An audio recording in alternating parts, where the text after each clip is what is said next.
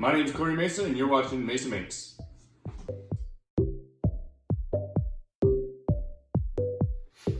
Hi guys, so today we're going to be talking about this game called Hook It.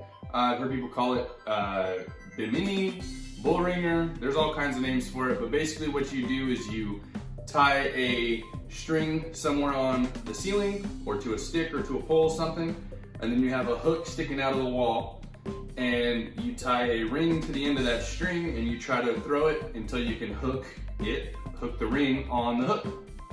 So your first step is going to be to measure and lay out where you're going to drill the holes. I followed this guide from the picture. I will post that in the description, but make it work for wherever you're at. Some people go at eye level, some people go lower, just whatever works for you.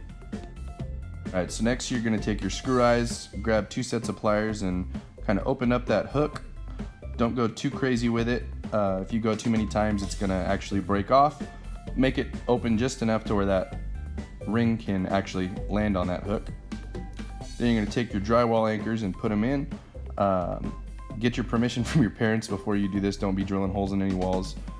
That drywall anchor is going to give the screw something to attach to and expand so it doesn't fall out as easily.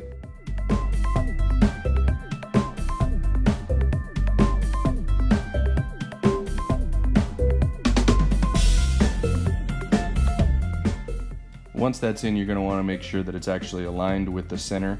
If your hook's a little cockeyed, it's going to make it hard to get that hook on there. So what I'm doing is just grabbing the extra pliers and bending it to where it's straight on instead of kicked off to the side.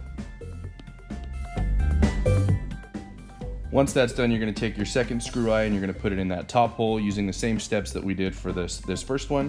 Don't worry about opening it to a hook. It needs to stay as an eye. All right, now here comes the fun part. You're going to take your rope and your ring, and you're going to give yourself about 6 to 8 inches of rope doubled up. You're going to hold that backside about 6 inches down and go ahead and twist that ring around about 3 times. Once you get there, you will take your loose end of the rope and slip it through that hole right next to the ring that you just made.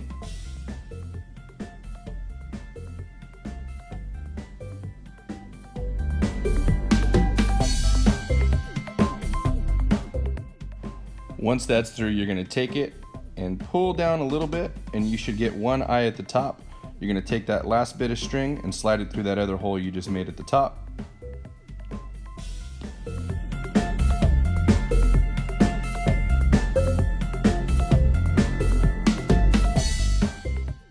Once you get it through, go ahead and pull both sides of the rope and the ring and cinch down until that knot is nice and tight.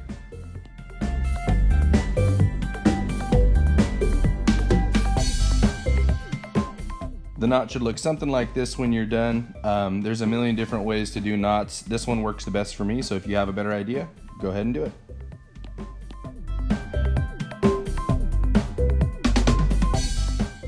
All right, go ahead and hook your ring to the hook that's in the wall. Pull your string back, and you're gonna slide it through your eye in the ceiling. What I did here is I hooked it to a carabiner so we didn't have to leave it out all the time. So I hooked the carabiner to the eye. And then you're gonna pull your string taut to where it's almost a straight line with just a little bit of sag in it, just barely any. The more slack you give yourself, the harder the game is gonna be, and you will probably never get one hooked because it's gonna hit the wall or something else before actually landing on the hook. Once you get your length set, go ahead and cut your rope and tie your knot like we did on the ring before. This time you're doing it around the eye. Don't let go or you're not going to have a fun time trying to get it back through the eye. Now I know this is supposed to be a fun game, but any opportunity to learn is a good one. Does this look familiar? Probably didn't think you were going to get a math lesson today, did you? The length of that string or C is very, very important because if it's too long, we can't catch that hook. And if it's too short, we're definitely not going to hit that bottom edge of that triangle. And once you're done there, you're ready to play. Put your tools away and get after it.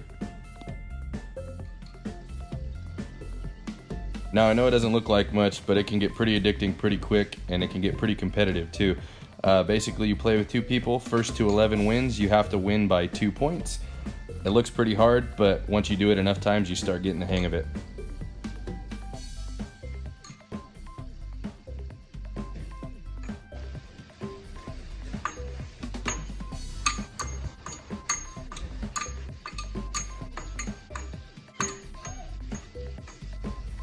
You can see why it's so addicting. You get so close every single time, and you're like, oh, I can get it this next time. I can get it this next time. But eventually, all in all, it's a pretty cool little project. Takes very minimal skills, very minimal tools. You don't really need a lot of supplies. If you have the stuff laying around, I mean, you could do it with a shoelace, you could do it with a keychain ring, pretty much anything you can think of. The stuff I used, I bought at Tractor Supply, some steel rings and the hooks. I had some of the eyelets laying around the house, so just use what you have. A lot of people make boards for these. You can have a wood backer. You can make them into all kinds of different shapes. People make them look like surfboards. I've seen fish ones. I've seen them look like their favorite sports team's logo. There's all kinds of stuff you can do. Basically, what you need to make sure you do, the most important part, is follow those measurements. I'll keep those down in the description. If your measurements are off, you're gonna be sitting there and you're gonna think this is the hardest game in the world because you basically don't have a way to win. So keep that in mind when you're making this. Make sure that your measurements are on point and that you can actually get the ring on the hook. Remember, right now we are still doing the work shirt challenge, so this isn't a very messy project, but I want to see what you guys are doing. If you make this, this still counts as a project. Send it my way. Hashtag Mesa Makes, hashtag quarantine, whatever you want to do to get this out there. Make sure we can see it.